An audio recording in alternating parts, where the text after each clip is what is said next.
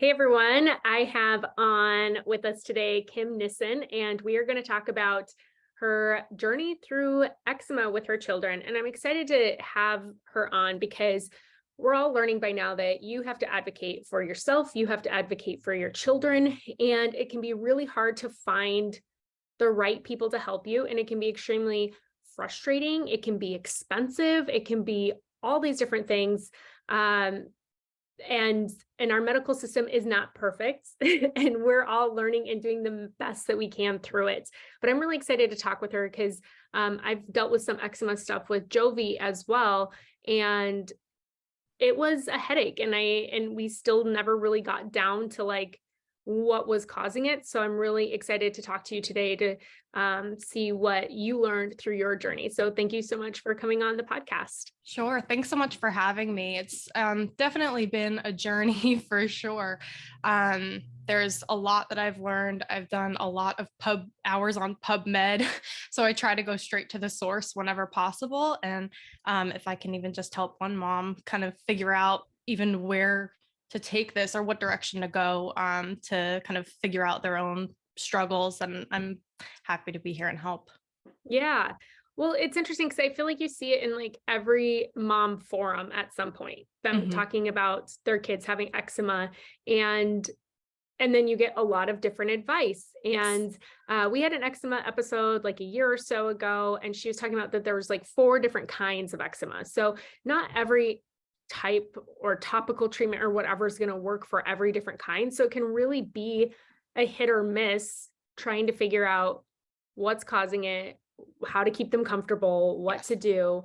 Because in some situations you might be like, okay, well, I really want to avoid steroid creams, but you might need it because they're really itchy and like you're just trying to keep them comfortable so that you can address other issues. So it can be an extremely complex issue.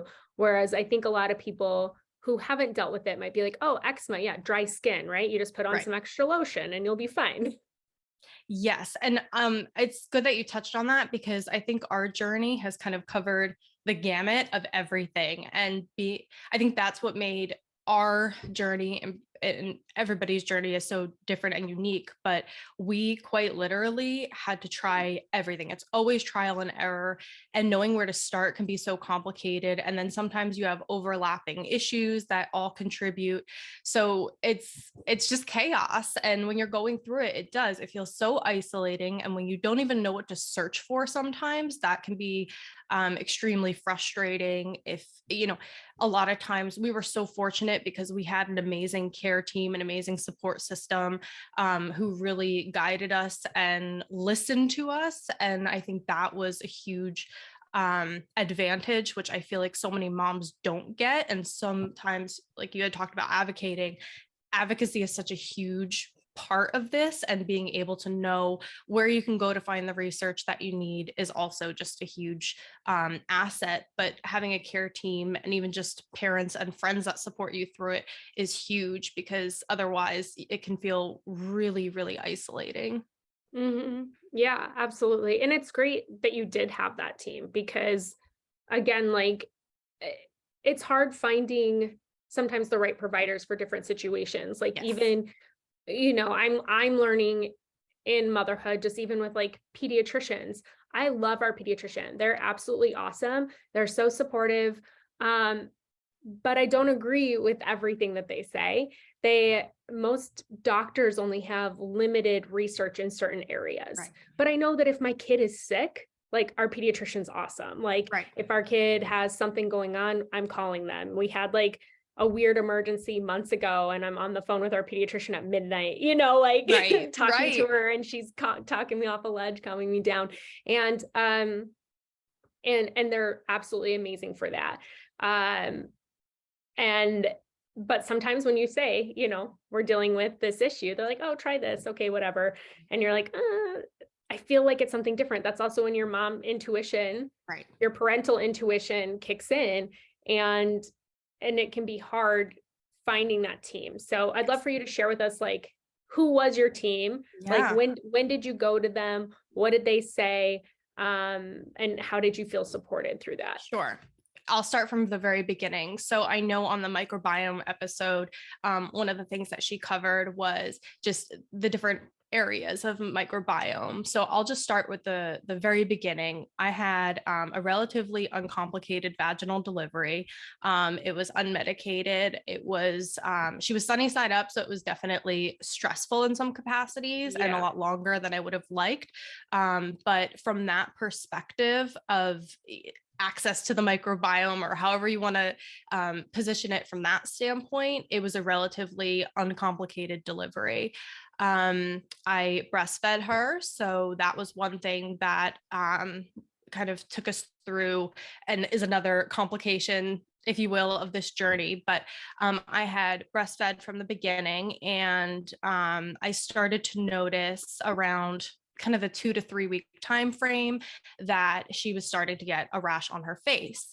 And it was interesting because whereas my anxiety should have been telling me something was wrong, I think when it came to this, I was just kind of saying, okay, it's probably baby acne, like it'll go away. I'll do the breast milk on the face and like see if that clarifies it. But it only got progressively worse. And at the same time, I had a really strong letdown. So anytime I nursed, she was completely sprayed with breast milk, which lo and behold did not help the situation. But she had progressively gotten worse. And I would say around the 6 to 7 week time frame, she was still nursing well. Like she wasn't super fussy. For all intents and purposes, she was a really happy baby, but she was increasing her itching. Her face got a lot worse. Other parts of her body were starting to get more and more red. And it wasn't until I had a visit from my mom, actually, and she just mentioned, she's like, Kim, she's like, she's getting a little bit worse. Have you talked to the pediatrician about it? And this was when we were getting ready to go for her 2-month visit.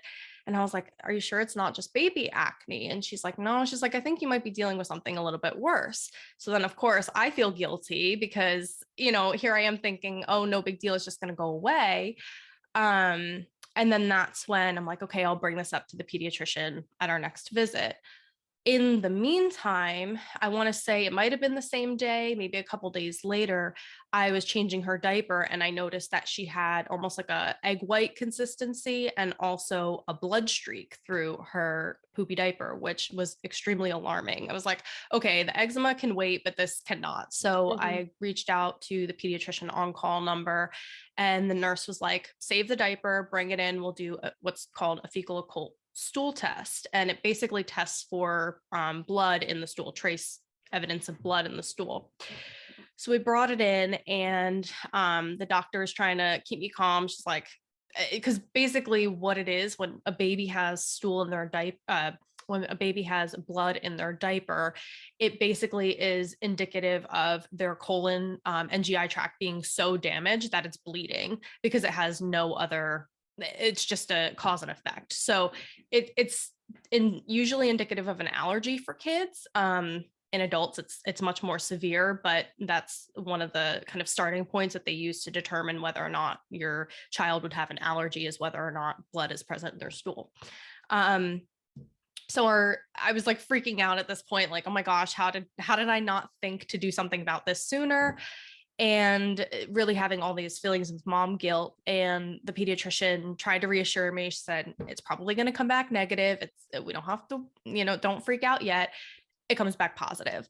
So at that point, she said, okay, I think we need to look into dairy elimination. She knew I was set on continuing breastfeeding. So she was very supportive of that. She said, if you choose to go the formula route, we can support you in that direction. But if you want to stick to breastfeeding, then dairy elimination is kind of where we're going to start. Dairy or soy is usually where they recommend. So I said, okay, did the gung-ho dairy elimination, no cheat days. And this was extremely difficult. And I think this is probably the most common advice that moms will receive when they say, okay, you're around that 8-week time frame, your baby's really fussy. Do I do dairy elimination? Will it help? And I think one thing that's really important to note is that unnecessary dairy elimination can also do harm.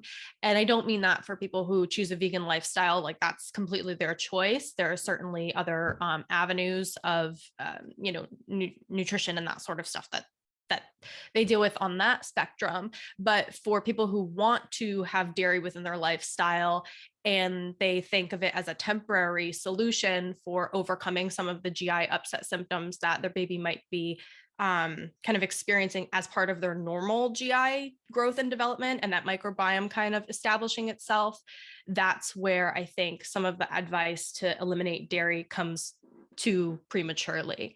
And speaking from somebody who had to eliminate it from my diet, and there are no cheat days, and it's extremely time intensive to meal prep and plan and not be able to stop at the drive-through when you're starving, and not be able to, kind of go out on date nights as much as we wanted to because I couldn't trust what people were feeding me. And not everybody has the kind of not many people care when, to be honest. I mean, when you're in the restaurant industry, they have, they do their best to eliminate allergens when you say that you have a dairy allergy or just any allergy. But I think so many people are aware of peanut allergies and what that could do. But I think when it comes to dairy, it's becoming more and more popular, so to speak, or more and more well known. But I mean, it goes down to Italian dressing and whether or not there's Parmesan cheese in it. And when you're asking or forced to ask all of these questions when you're out at a meal, it just doesn't, it's difficult. And then you come home and you're like, was it worth it? Because now your baby's crying because they got dairied, essentially. So yeah, that alone was a 6-week journey to eliminate dairy completely from my system. And it worked for a little bit, but then she started having symptoms again. So it was like, oh, we're almost there. No. So went back to the pediatrician and she said, I think we're looking at a multiple dairy or a multiple allergy situation. Just what every mom wants to hear. So then it was kind of back to the drawing board, keep dairy out, add soy, eliminate soy. Now that essentially stopped any sort of eating out whatsoever, as you can imagine. Just because of for people listening, it's not like she's eating tofu. It's everything's cooked in soybean oil. There's soybean oil in everything. So that's where the eating out, anything that's fried, anything that's prepared, right? Anything that's prepared, anything that comes from a package, 9 times out of 10, it has soy. Right. So we're talking granola bars were off the table. It was, I had my husband, thank God he was on board with this. It was quite literally, for a month straight, I think we had some sort of chicken that was grilled. We had a vegetable that we could prepare just either in a dairy-free, soy-free butter, or just that could be broiled, and then rice and potatoes. For a month straight, this is what we were eating. And it was really, really difficult. But I think the more difficult. I have a quick question. Does that include sunflower lecithin or not? Soy lecithin? So there's mixed reviews on that. I chose to do in everything soy. I chose to do everything soy, anything soy.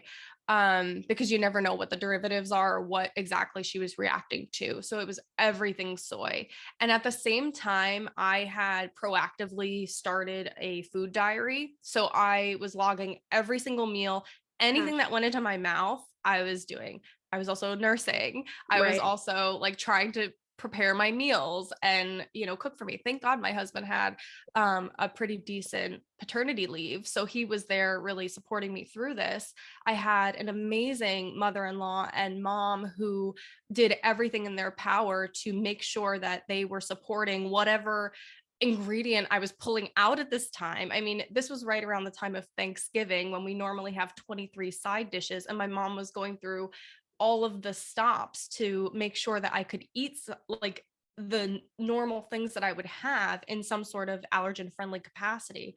I mean, it was just, like I said, when I say I had the support, so many moms don't get it. And I am just eternally grateful that I had the support that I did, because it was tough enough. It was tough enough with the support.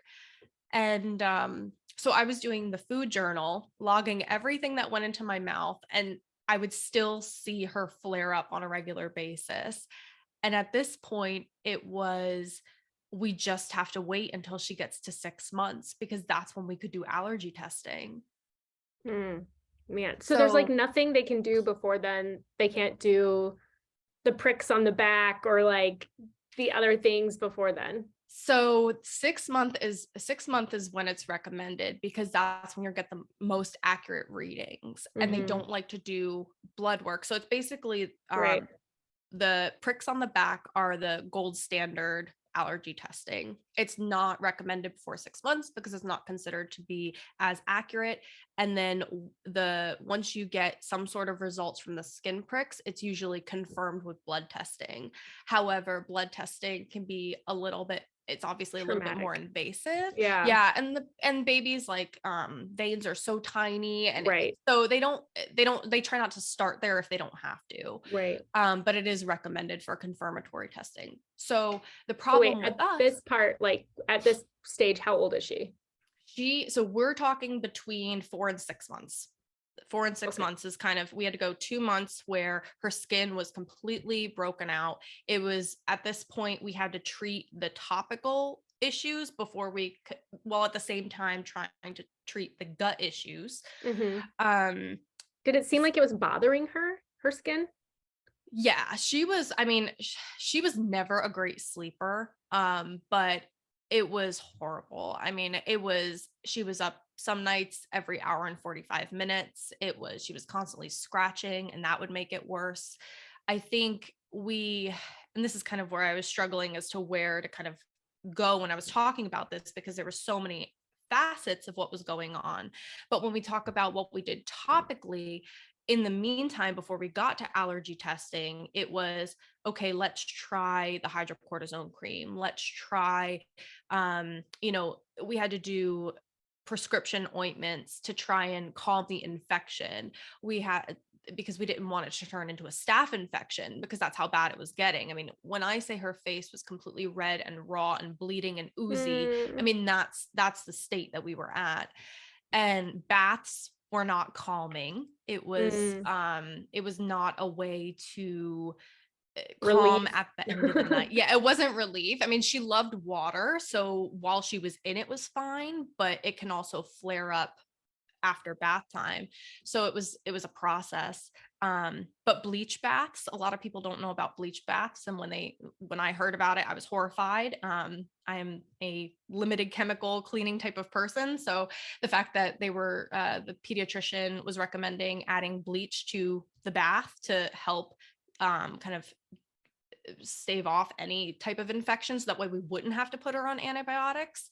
And that's a very prescriptive kind of formula for doing a bleach Right. bath, but that was one thing that was recommended. So we were doing all of these kind of things to keep the topical her skin from getting worse before we could get to the allergist to then determine, try and get some answers. um so I'm trying to think of some of the other topical things that we did were like the wet wrapping. I don't know if you're familiar with that, but it's basically where after you get out of the bath, you do the hydrocortisone, you do the CeraVe or some sort of cream or ointment, the Vaseline to help lock in the moisture, and then you take a damp cloth, or they actually make special clothing for it, that you put into water, wring it out, put it on your baby, and then put a layer of cotton clothing over top of that and let them sleep in it.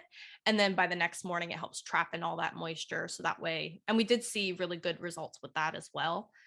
But yeah, so all of these things were happening in the 2 month time frame to try and get to the allergist.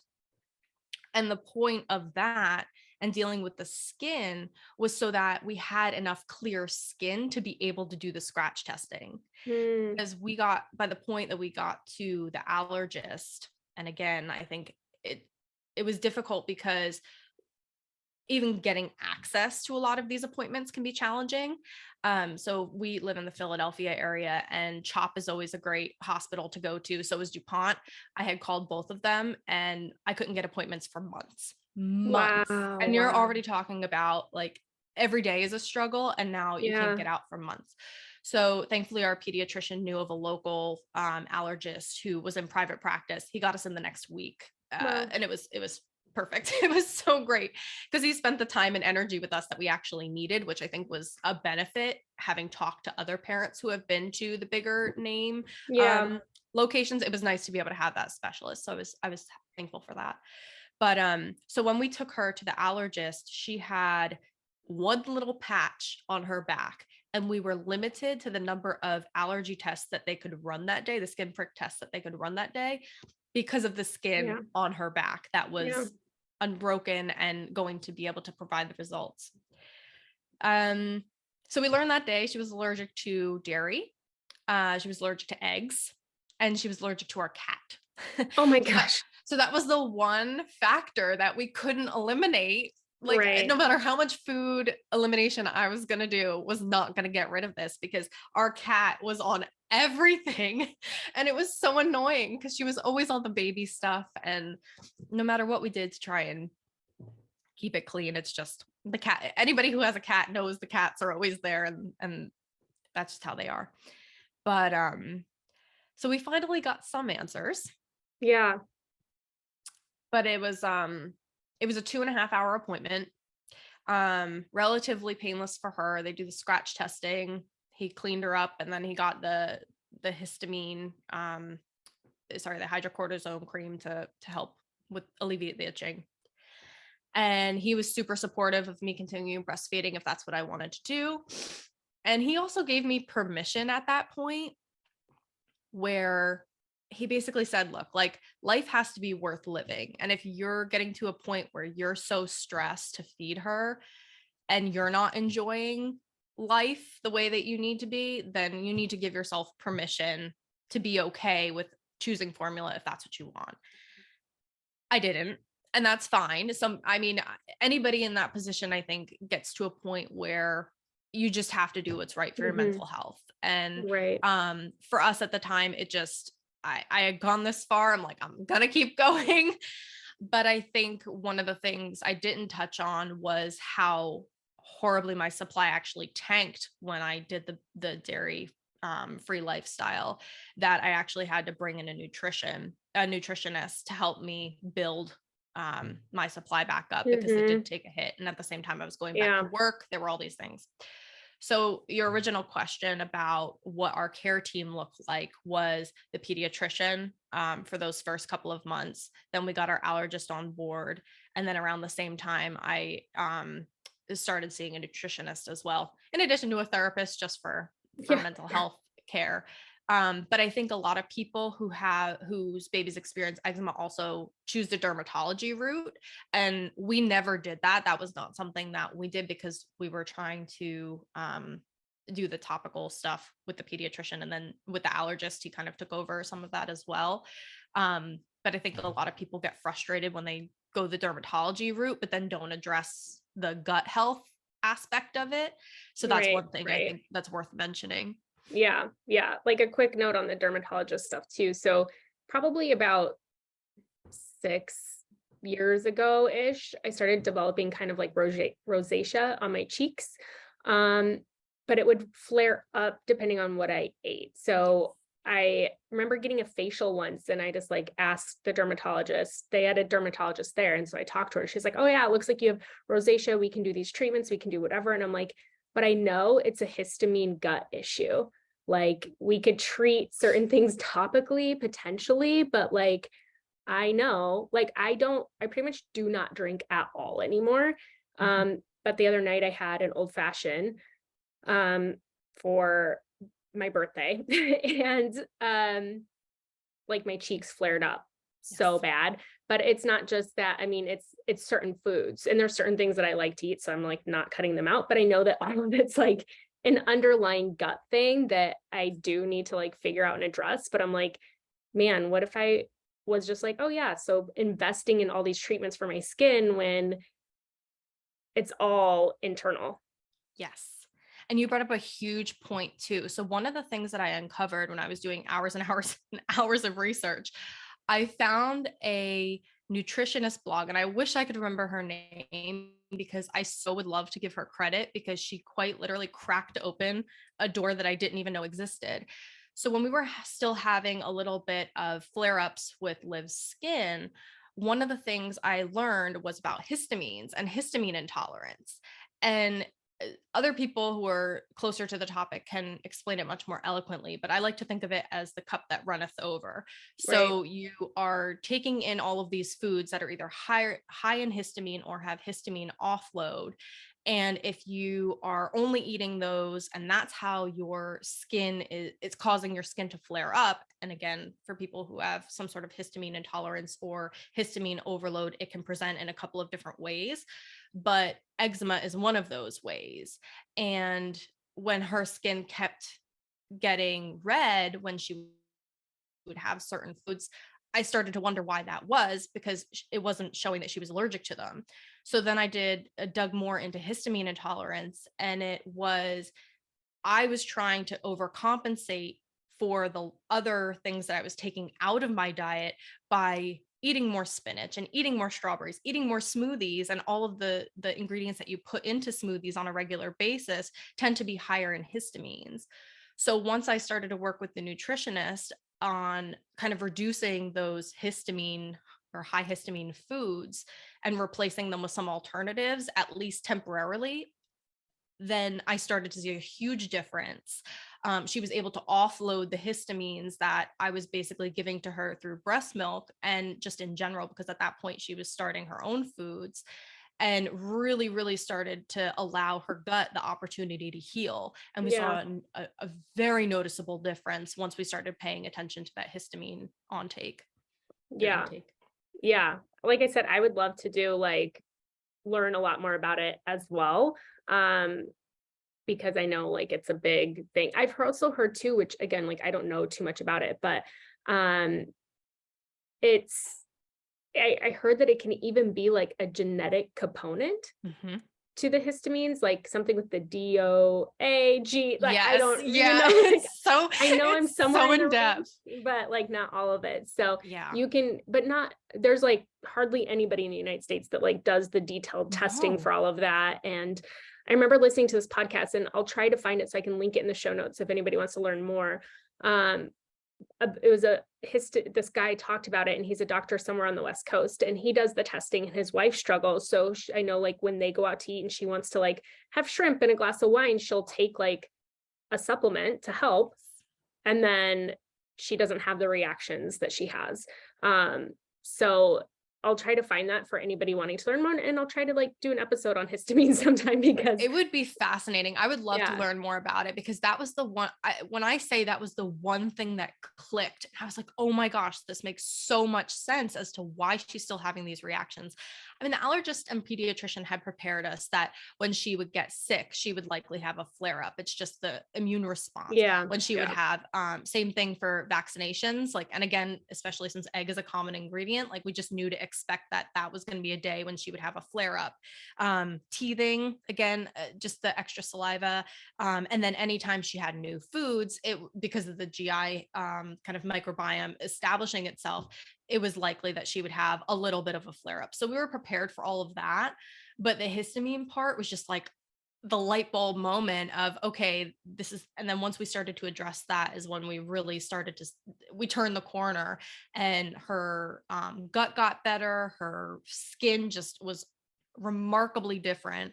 And that was a really good time to be able to be okay, we're doing something right. All of this is, we're seeing some sort of changes here. Mm-hmm. Yeah. And histamine too is also another topic that you can't really Google, because I've tried Googling and learning more about it. And you'll either think if think that you have to eliminate every single food out there, or just, I tried reading different articles and I'm no, this isn't it. No. And honestly, I fear for the fact that a lot of articles are developed via AI now, because it's just, it's scary. It's scary. It's Yeah. scary. But when I say I went like 14 pages deep into the Google search engines, like that's where you're going to find the individual stories that will give you some sort of clues, that maybe other moms will resonate with, because that's Yeah. quite literally what I did. I went through PubMed for hours trying to find studies that made sense. I just looked for the personal stories, because it at least made me feel like, okay, there's somebody else who's going through this too, and I'm not alone. And that's Right. the hardest thing with some of these kind of conditions that are so tailored. It makes it really difficult and really easy to feel alone.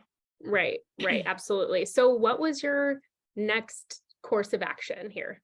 So once we started to do, we eliminated the eggs, we eliminated the dairy, and then kind of addressed the histamine intolerance. And that's when we started to see her face and her body completely getting so much better.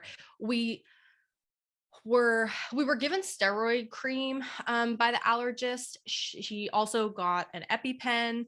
The steroid cream actually made her flare up worse in some cases. So we kind of used it as a once and done situation, where we used it once, it helped calm her skin, and then we kind of set it aside. And if she had another flare up, that's when we would use it again. We didn't do like the several days, several treatments, because it seemed to worsen her case. Um, so just because it's prescribed doesn't necessarily mean it'll work the same way as Yeah. well. And then her daily kind of we limited the number of baths that she got. She only gets 2 to 3 baths a week. We rarely use soap, and when we do, it's microbiome friendly soap. Um, she has a really strict regimen of making sure that we spot treat when we need to. She usually will break out if she gets too hot or too sweaty, especially in the summertime. Even sand, ocean, like all that stuff is usually when she'll flare up, Yeah. or when her skin gets too dry. So at this point, we have turned the corner. She's not having the daily outbreaks. She's not even having weekly outbreaks or anything regular. It's usually just if she eats something that has an ingredient that we know that she's reactive to, we can tell right away, because she'll usually flare up. Mhm. So thankfully, her eczema is for all intents and purposes, it's very managed. Um, the kind of next steps, if you will, once we hit that 6 month mark, when she was 6 months old and we did allergy testing, the recommendation is to completely eliminate whatever food they're allergic to for 6 months, and then come back and do another round of testing. And the thing to, I think, point out for this is that sometimes others around us who may not be as supportive will say, why not give them a little bit of dairy? Isn't it good for them? Like, why not give them a little bit of egg? And the recommendation is to completely eliminate it, so that way you are not, their gut is not going after, especially when they have an allergy. And there's different types of like IgE mediated Yeah. allergies, which people can look into on their own. I Yeah. also did a whole blog post about it, because it was just, again, stuff I didn't know that I wanted somebody to be able to reference. But there are different types of allergies. And when you have an actual allergy, which is totally different from an intolerance, you need to stay away from that food Right. completely. Right. Kids are really resilient. So as they grow, they can grow out of it. And a lot of times they grow out of it by the time they reach 3, and then even more so by the time they reach 6. If it sticks around by the time that they're 6 years old, then it's kind of there for good, at least for the foreseeable future. But so we, every 6 months, we pretty much kind of do an assessment, say, okay, do we think that we want to get retested, or is it just kind of clear that through the dairy ladder or through the reintroduction ladders, they have different steps that you can try. And it's pretty evident that she's still experiencing symptoms. So we're just going to kind of kibosh it, and then we'll Yeah. try again in another 6 months. So Mhm. she's now 3.5. We did her last round of testing, which was just straight blood testing, just before she turned 3. And we found out that she was still allergic to dairy. and she has a CMPA allergy. And so she is allergic to both casein and whey, which cannot be baked out of dairy cannot be baked out of whatever it is. So a baked good Yeah. that contains some sort of milk ingredient. Some people can tolerate baked in egg or milk. She is across the spectrum, completely allergic, will break out and have a reaction if she has any sort of dairy or egg product. She did supposedly grow out of the egg allergy, but my mama gut is telling me that she's reacting to it again.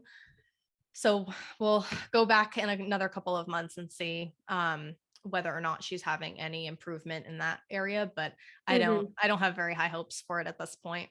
Mm-hmm. Yeah. Well, it's interesting because you're saying like people will be like, why don't you just give them a little bit? It's good for you, whatever. And it's not like you're saying these foods aren't good for you. You're saying my child has an allergic reaction that is hell to deal with and they are uncomfortable and it's not worth it. Like there's other foods, nourishing foods that they can have. Right. It's not like, I think it's hard because we saw kind of over the last 10, 15 years, like everything became gluten-free. And then, like you've seen people go through these different journeys and some of it's been really great and empowering, but also some of it's been very misleading. Yes. So Yes. it's hard, I think, for some people to like jump on that because they can be like, because I even know for me, I have certain foods that I have maybe a higher intolerance to, but I don't have an allergic reaction. Right. Yes. So I have intolerances, but I'm also not going to break out in hives all over my body. The worst thing that ever happens is my cheeks flush up. Yes. And I think you bring up a good point too. And what I had it kind of touched on earlier, but never really circled back to was when I think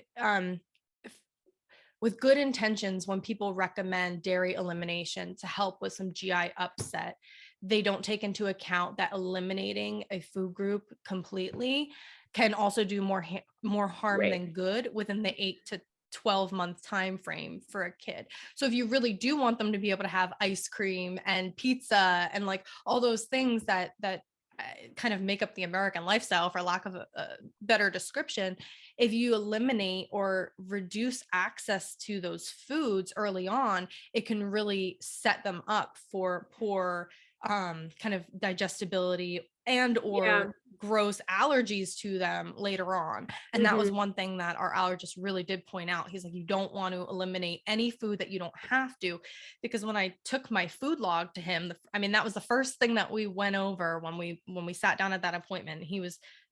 We were kind of ahead of the game and got so much out of our first appointment because I had already gone through the steps to log what I was eating, to log her reactions, to try and give him as much information so that way we could get answers versus him just saying, okay, we're going to start with food elimination and come back in a month. And it just would delay the process. I wanted to give him everything. Yeah. And when he saw just how many foods I was eliminating through trial and error, he's like, look, you got to start putting some of these foods back in because she's going to start developing allergies to these if you're not careful, Right. especially when they're so young. So that's just one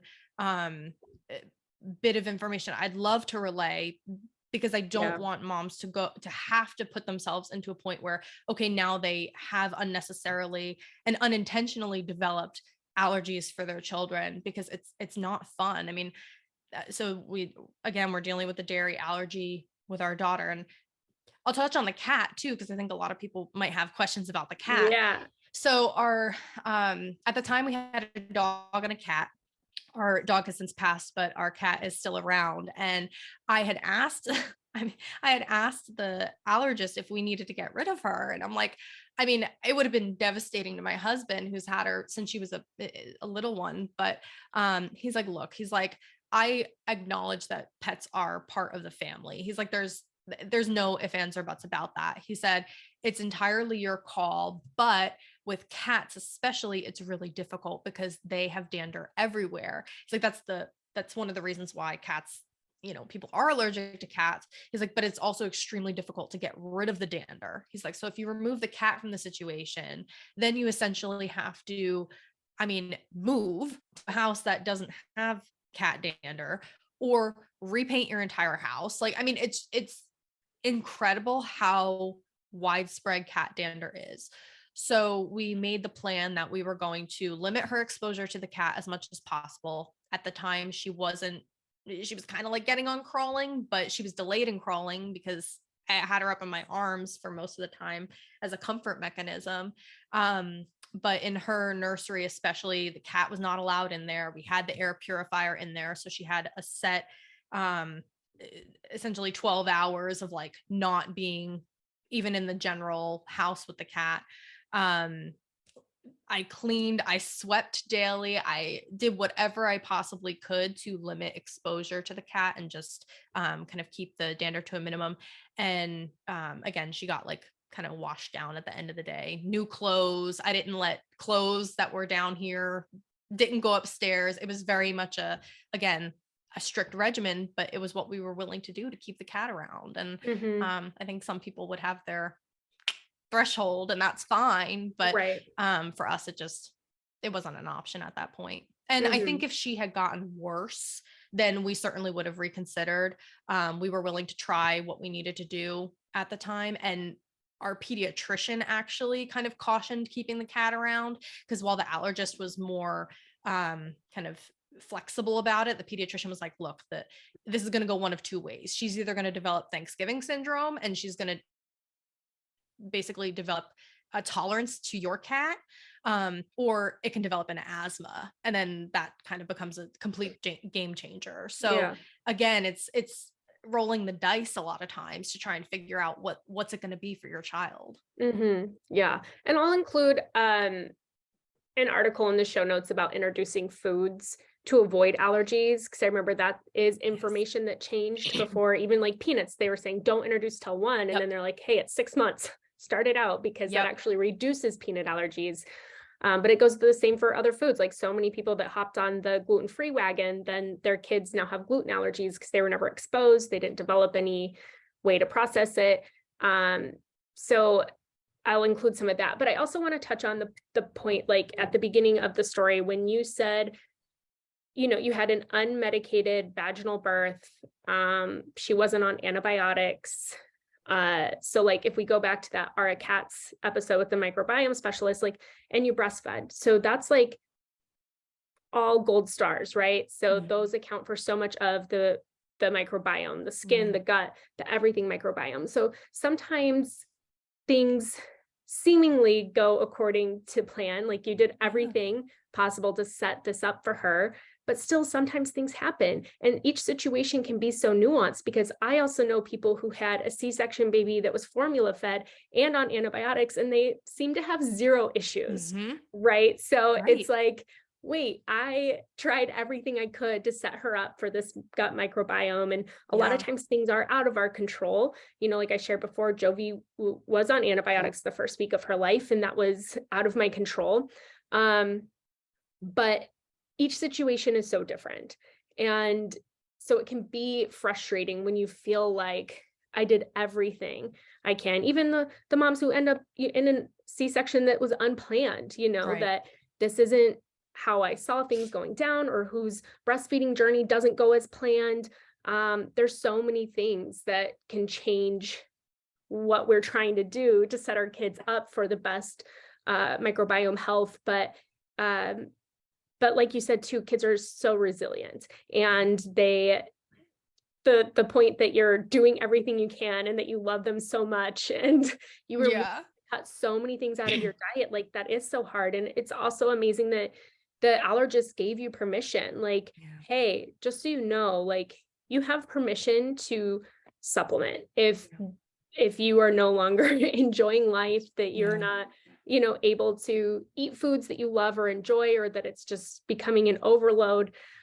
Even adding in the cat stuff, so it's clothes, it's everything, that it's okay, like, and that doesn't make you a bad parent, and it's not you tapping out. You're still a parent 24/7. So there was just so much in there that I feel like can resonate with so many different people on every single walk of their parenting journey, no matter how their birth came out or their feeding journey came out, that there's going to be things out of our control. It's not like, don't blame yourself if you weren't able to breastfeed or that you did have a cesarean, because we're talking to a mom who, you know, had a vaginal birth, Yeah. breastfed, did all these things for the microbiome and still had issues.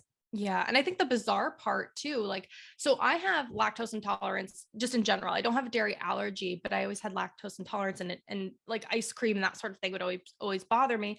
Didn't have milk in my cereal. That was just kind of how I was prior to pregnancy. And then of course you get pregnant and you have all these cravings. The one thing I craved and never had an issue with the entire time I was pregnant with her was ice cream. It's all I wanted. And I had a bowl like every single day.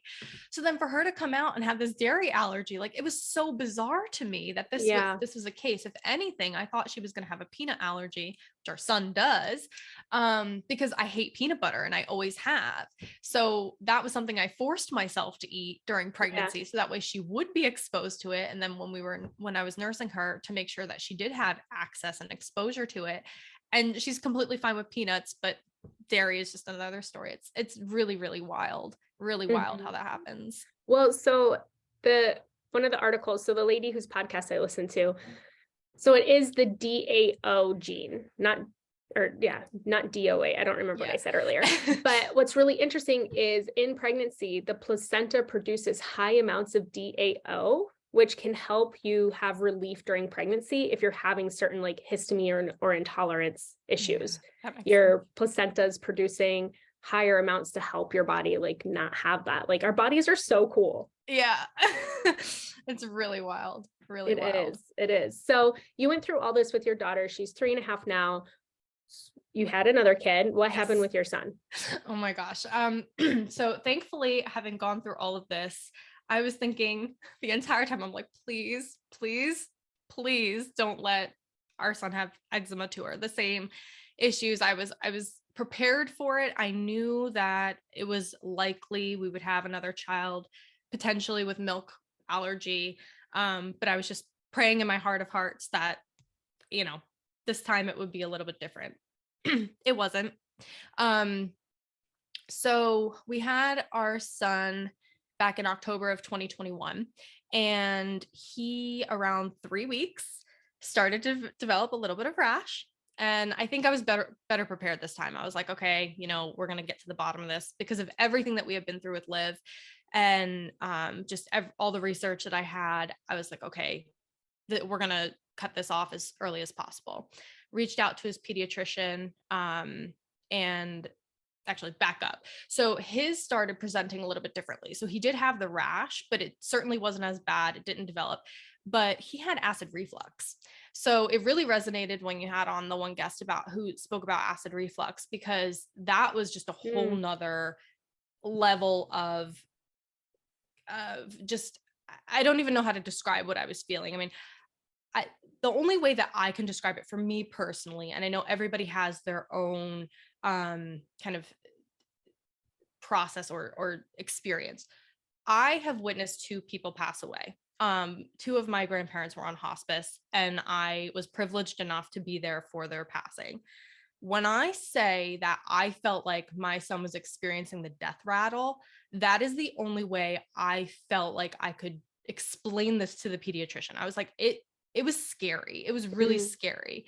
When I would lay him down in the bassinet, he would just get this really throaty breath. It was really difficult. He was puking constantly. I mean, I was a totally different experience. Liv never spit up maybe 5 times in her entire life. He was every meal. It was just constantly coming up. So I knew that we were probably dealing with something again. So this happened, his noises, and his acid reflux started at kind of like the 3-week mark, right before we were about to go for his 1-month appointment. We decided, okay, we'll do the dairy elimination right away. At that point, I hadn't really done much to reintroduce a ton of it into my diet, because I found out I had nursed up to 17 months with Liv. That was a huge feat. And then I found out I was pregnant with Ben. So I decided, you know what, I need to give my body a break. I knew tandem nursing just wasn't personally for me. So I cut her off so I could reintroduce dairy a little bit, hoping again to help ward off some of the allergies. And then nursed him. He latched fine. We had, again, he was actually a pretty quick delivery, no complications, no C-section, unmedicated, again, was able to do that. He was my easy child for that. And then started to experience the acid reflux symptoms again, kind of did the whole dairy elimination process. His acid reflux kind of kept going for a little while. I would say it continued for about 4 months and then it kind of disappeared. I don't know how else to describe it. I didn't really do anything different other than I eliminated dairy. I wasn't really eating eggs too much because, again, I hadn't just, after living that way for so long, you just kind of, yeah, okay, I would eat them. And yeah, okay, maybe there was a correlation, but I just didn't have it as much back into my diet again. So maybe that had some effect as well. But I would say for all intents and purposes, his acid reflux pretty much cleared up on its own. We didn't have to do medication. We didn't have to do any sort of study or trial and error with that. And his eczema never got bad because we knew we had the tools in place to care for the skin topically. You know, we had eliminated kind of all the normal bath stuff that can aggravate his skin. It never had a chance to get to the point that Liv's did, simply because we had the knowledge and we knew better this time around. So we were really lucky. He grew out of his dairy allergy. He's now almost a year and a half. We had him tested when he was 6 months as well. And he did not have a dairy allergy, but so I don't know, that was kind of bizarre. He is highly allergic to peanuts. But again, that wasn't something that I was regularly eating because I don't eat peanut butter. I don't eat peanuts. So yeah, he's like highly allergic to peanuts, and that's the only thing that he's really allergic to. So still dealing with allergies, have EpiPens for both of them, but vastly different stories, different presentations other than the eczema. Yeah. So interesting. I also don't do peanuts. I'm not a peanut person at all. Never. Or even like peanut butter I used to love. So even now, if it's in something, I'll eat it, but I never just like want to eat it. No. So, but chocolate, that's the only time I eat it, but right. Yeah. So interesting, which reminds me, I should give Tula some peanuts. I've given her like, she's had like little bites here and there, but probably not enough. So I should probably give her some peanut butter today. Yeah, we're fun to eat out with. Let me tell you, it's like, okay, is it in peanut oil? If not, okay, that's. Yeah. I mean, but it is a lot. I mean, it's really interesting how they both had two completely different issues. Yes. So is the peanut allergy now, it can still be something he grows out of by 3 or 6? Peanuts they actually think really. Peanuts are probably going to stick around. Like our allergist basically said, this is not one that he's likely to grow out of. It's possible, but it's just not likely.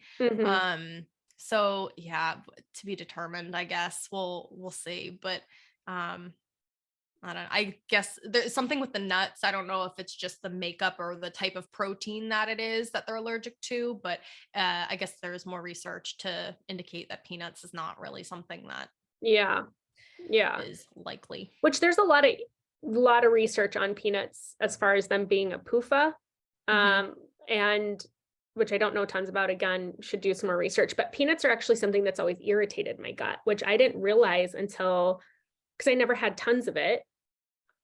Like maybe I had a peanut butter and jelly here and there growing up, but it's not something I ate every day as a kid or whatever. I didn't realize it till I was on a hike with a friend and I ate a bunch of trail mix and my stomach was so tore up. I actually threw up. And then I realize now, like if I were to eat just nuts in general, like if I eat too many nuts, it like destroys me. I feel awful. The only nut that I can really like have a handful of and eat are walnuts. But any other one, it's like, which they say too, that you should soak them and do these different things to help them be more easily digestible. And it's like, man, I have to do so much work. It's a lot of work. Any food. It's so much work. I know. It's crazy. But yeah, it's super interesting. I mean, finding any of that stuff out, because it's hard to know what direction to take. It's hard to know how to really advocate for your kid. And it can be exhausting trying different things, or if you take the topical approach first, or or even like you want to just figure out the underlying issue and you're so hesitant to do anything topically, you know, like your pediatrician will like try these bleach baths and you're like, what? But then also it's like, man, this kid needs relief. And like, you know, it's not like you're bathing them in a whole thing of pure bleach. So, it's, yeah, I mean, parenting, I feel like so many different issues arise and there's not like a playbook. It's not like turn to page 97 if your kid has eczema. I know. Well, one of the things too that I want to mention, just because we didn't touch on it, but food allergies can also be introduced through the skin if the skin is broken. Right. So that was one of the things that we also had to deal with, because when she was of that time frame when she should be starting food, we started late with her to begin with. And when we finally got to being able to introduce her to foods, she loved oatmeal. It was like she would eat it 3 times a day, every day. And then after 2 weeks, she would flare up. And of course, it's super cute when you have a little baby who's got food all over them. But when you have an eczema baby, it's completely different. So we actually, I mean, she developed an allergy intolerance, whatever you want to call it, a sensitivity to oatmeal. And I had to remove it from my diet, which was extremely hard because it was basically keeping my production up. For almost a year, she couldn't eat it. So we started to use Vaseline on her face before meals to try and provide a barrier whenever we would introduce her to new foods. And then it was essentially, she would eat a bite, we would wipe it off. She would eat a bite, we would wipe her face off, because that was the only way that we could keep the food from sitting on her face and potentially developing additional food allergies just from being introduced via the broken skin. So that's something too, that if any mom out there is working through that food issue and noticing these flare-ups from other foods, yes, it could be just normal GI microbiome development, but if you notice it consistently, you may just want to try the Vaseline route too. Yeah. So you said you went down so many different like WebMD, like PubMed, like holes and stuff. Were there any other online resources that you found super, super valuable when you were going through this? Yeah, there were a ton that I linked to in my blog post. I can certainly send them to you so that way you can have them for the show notes. But the National Eczema Association was really good. There's the Association for Allergy, Asthma, and I forget the other acronym for it, but I can send that to you as well. That was helpful. And then it was a lot of just individual learning through like the mom's storytelling too. I mean, that was hugely valuable. So thank you for allowing me the opportunity to come on here and share my story, because like I said, I just hope that it gives some mom some answer somewhere that they can, or some piece of information that they can take with them and say, I need to look into this further. This could be happening to us. Right. Yeah. Well, yeah, I want to thank you so much for coming on. Before we wrap up, a couple of questions. Sure. One, how do you take your morning Java? How do I take my morning Java? Just with cream and sugar. And you're back to like regular dairy cream now, or no? I am now, yes, because my son is not dairy free, so I am back to dairy and pizza, which is wonderful. But Chobani has a really awesome sweet cream vegan creamer that I actually sometimes prefer to use. So that's relatively new within the past couple of months, and I really enjoy that one as well. So cream and sugar. Cream and sugar. Nice. Awesome. And then I'm going to link in the show notes where people can find you, your blog. If you're looking to connect with Kim, she is Beans and Bravery on Instagram, and she has an amazing blog.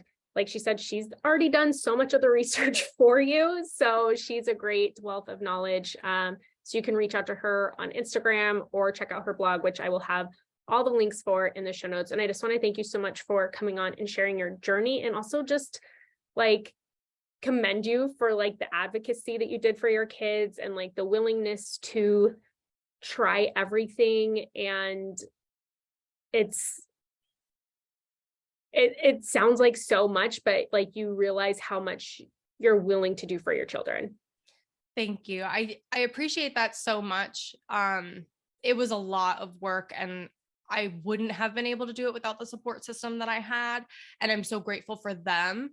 But I also want to be the one to give moms permission as well to say, you don't have to go through all of these lengths. Like, I realized that there was a lot of times that I went to the extreme, and that's not always feasible for so many different reasons. And if you need to take a break or seek out help or switch to formula, or, whatever you need to do to make this journey easier for you, just give yourself permission to do it. That's all you can do, because no matter what, you're still a great mom and your kid is going to love you no matter what. And there is a light at the end of this tunnel. So just do Mhm. whatever you need to do to preserve your mental health. Yeah, absolutely. Awesome. Thank you so much for coming on the podcast. I'll leave all the links in the show notes. And yeah, thank you for your expertise, time, and energy today. Thanks so much, Liz.